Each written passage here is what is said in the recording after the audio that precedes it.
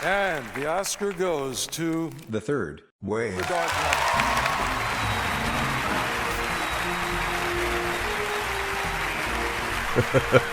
Okay, that was a bit silly, but it kind of makes a point. Hello, my name's Tim Shoebridge. This video is about wavetable synthesizers, or one particular synthesizer. This one here, the Third Wave from Groove Synthesis. It's an incredibly powerful wavetable synthesizer, and wavetable synthesizers really can kind of take center stage and create dominant sounds in your mix. You know, whether it's for a soundtrack or maybe an ambient section in a song that you put together. You know, if you kind of choose a very complex wavetable and then slowly morph through it, you can create all kinds of complex and evolving sounds that really do kind of demand to be listened to. However, wavetable synthesizers can also play a supportive role, take a back seat and provide kind of backing tracks for another kind of lead sound, and that's what I want to try and demonstrate, showcase and talk about in this video, using the Third Wave in a supportive role to sort of like back up a song I put together where the leads are coming actually from a Yamaha montage. They're coming from a kind of a saxophone sample sound and a distorted lead guitar sound as well. I actually found and discovered these sounds not on the montage but on my motif, my beaten up old half dead motif keyboard that I bought. So if you really like these sounds, then you can save yourself an awful lot of money and look for a motif on the used market. I really love those lead sounds, but what makes this track complete is those sounds combined with the Third Wave's supporting sounds. And so what I'm going to do, show you the track that I'm going to play you. It's not very long at all, it's only about 3 minutes long. Show you the track I'm going to play you, talk you through it, and then let's look at the individual patches that I put together with the Third Wave. So here it comes now. This is my project, it's in Cubase, and you can basically see that it's split into 3 parts. The top part, there are 3 separate sounds there coming from the Third Wave. The center section there in red, those are just a bunch of drum tracks which I kind of build and have a bit of a crescendo towards the end of this song. And then at the bottom there are 2 tracks down there, and those are my lead tracks. Those are the montage. So I will play the song at the end if you're interested and you want to hear it. But let's have a look at those Third Wave tracks in a little bit more detail. Let's go through the patches that I created and what I've got going on here. Right, so let's take a look at the first of these tracks that I recorded with the Third Wave. And as you can see, they are actually sort of split into 2 tracks. And the reason why I did that was because I came up with this little loop, which I'll play you in a sec. And then I basically built the whole song around that little loop. And let me just isolate. I'm going to isolate this second one because I actually have a fade in. So this one fades in quite quietly. So let's listen to this one here. And there you go. I am a complete and utter sucker for choir sounds. I don't know why, but the first thing I do whenever I sit down in front of a wavetable synthesizer for the first time is I go through painstakingly. I go through every single wavetable and every single waveform trying to find a nice choir sound. So let me show you on the Third Wave how I created this little patch here, which as you can see plays all the way through this song.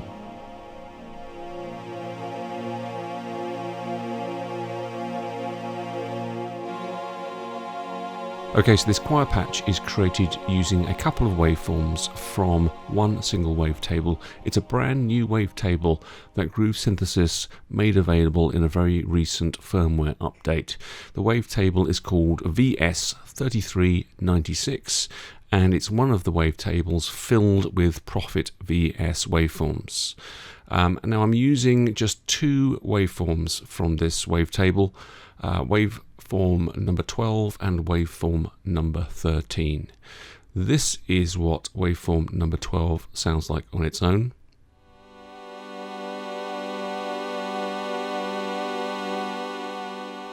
And this is what waveform number 13 sounds like on its own.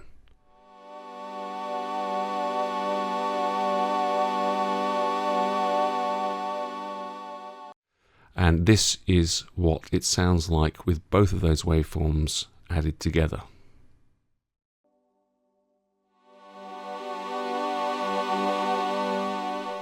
So I've got two oscillators to play each of those waveforms, and they are detuned from one another, and they're also detuned away from center position.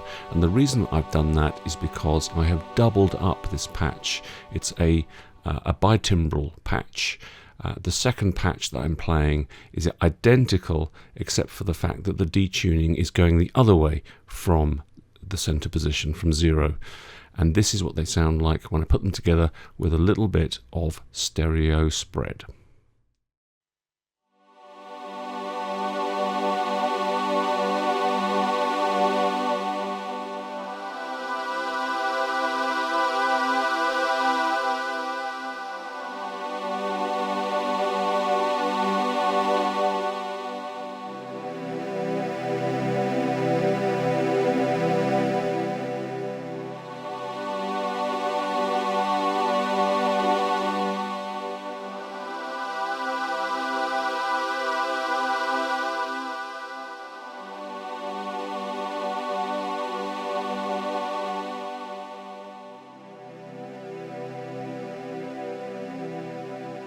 So as you can see, I play that choir sound, those 3 chords. I play those 3 chords 3 times, and the only other thing going on is this lead down the bottom here. Now this lead is a saxophone, and it's kind of a gentle introduction to the song. It's kind of like laying down the tempo and the melody that I've got going on here. But then I'm going to start kind of cranking it up a bit and sort of like taking it up a notch. And I do that first by introducing this second track here from the third wave before the drums kick in. So let's just listen to this track, the second track on its own. There is a fade in slightly, but let's listen to what it sounds like. It sounds like this.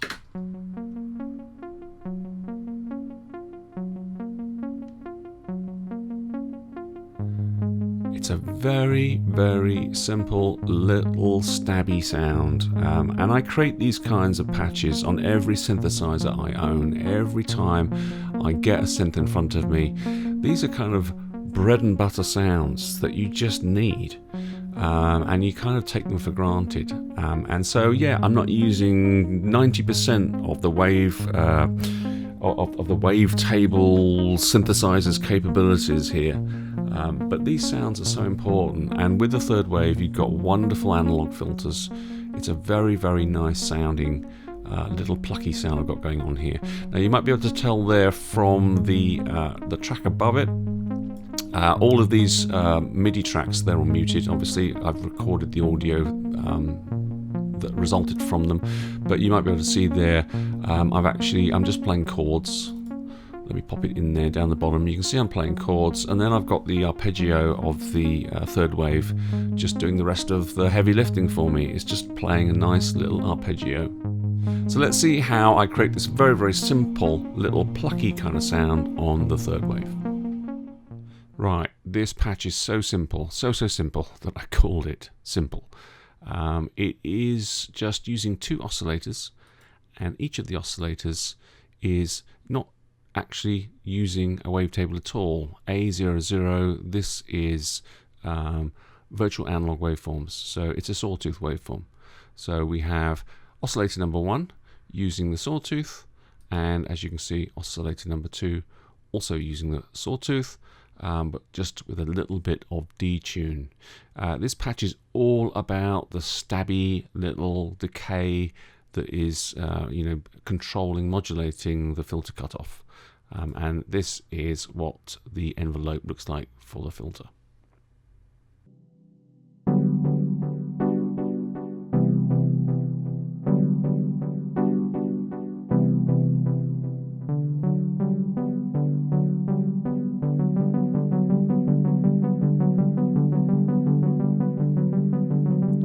Okay, let's move on to the third track that the third wave is playing for me in this song. Now, when I play this in isolation, it's very annoying. You'll see what I mean. Let me just show you what the MIDI looks like. It's a very busy little kind of two note. Most of the time, it's two notes.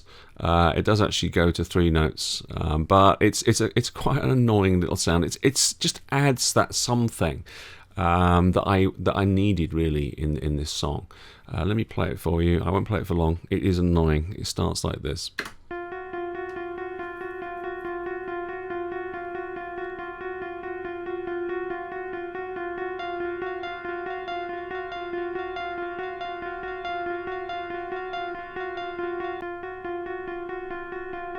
And that's it. So yeah, it is annoying on its own. But it's just adding that little bit of interest, that sort of like higher frequency kind of sounds. And yes, it's very much a piano-like sound. And I said before that I'm a real sucker for choir sounds. Well, I'm also a real sucker for piano-like sounds. And that's sort of like the second kind of sound I go to on any wavetable synthesizer, and I want to try and create piano sounds. No, they're not going to be perfectly, like perfect recreations of an acoustic piano. Then they're not going to be the same as playing real samples, but I love to get lots of different piano-like sounds, electric piano sounds, that kind of thing. Again, they're real bread and butter sounds that I use all the time. So let me show you in a second how I created this particular piano sound. But before we do that, I'm just going to sort of blend it in and add in the other two tracks so you can hear what on earth I was thinking about when I came up with this rather annoying little sequence. So this is it on its own again, and this is it with the little plucky sound as well.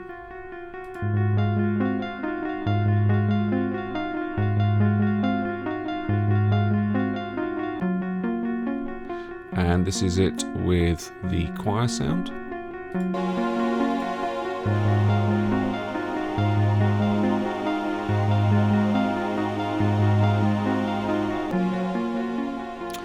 And this is it with the drums.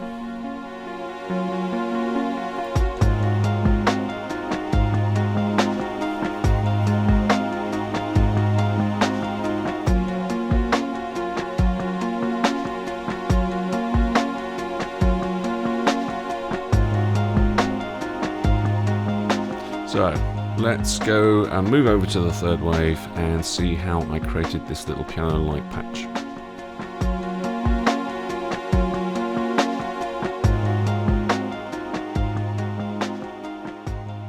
Right, so this keyboard patch, this piano patch, is actually a bitimbral patch, and the only reason I've done that is so that I can add a little bit of stereo spread and a little bit of detune and make the sound a little bit bigger and have a bit more presence than it otherwise would. But each of those parts of this bitimbral patch are just playing one oscillator, and each of those oscillators is just playing a single wave form from a wavetable. So this is the first part, and you can see here that oscillator number 1 is playing the very first waveform inside wavetable P13. Now the P wavetables are copies of the original PPG wavetables. So this is what this particular wavetable looks like. You can see there that at the very end you've got those standard waveforms, the sawtooth and the square wave, which the PPG provided in wavetables, but we're using the very first waveform in the wavetable, and if we listen to it, it sounds like this.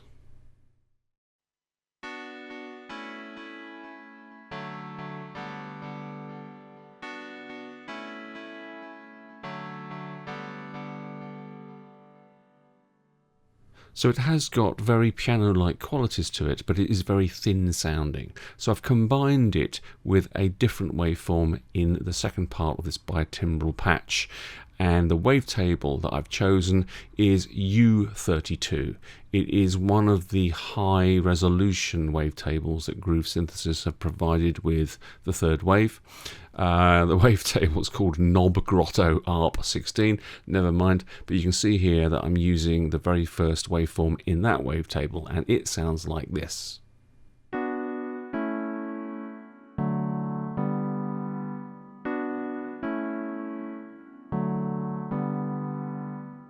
Now when I combine those two together, we get this result.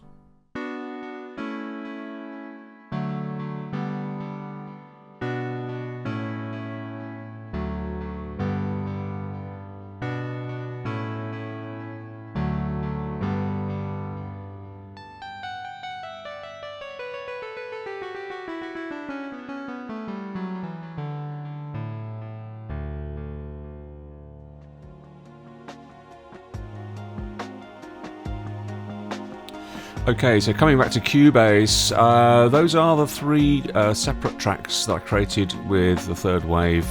I think they really are, you know, fitting for this piece of music. Obviously you haven't heard it in its entirety or properly yet because I haven't actually played you the leads that I've got going on. I'll do that in a second. I just want to sort of like say again, you know, the third wave, it's incredibly versatile, it's an incredibly powerful synthesizer, and you can have it center stage, you can have it doing its wavetable thing, but also you can use it for so many other tracks. It's really actually become my go-to synthesizer in my studio for all of these kinds of supportive kind of sounds. So I'm going to play you out now with the whole track in its entirety, everything unmuted so you can hear it. I really do hope you enjoy it. As always, thank you very, very much for watching. Until the next video, see you then.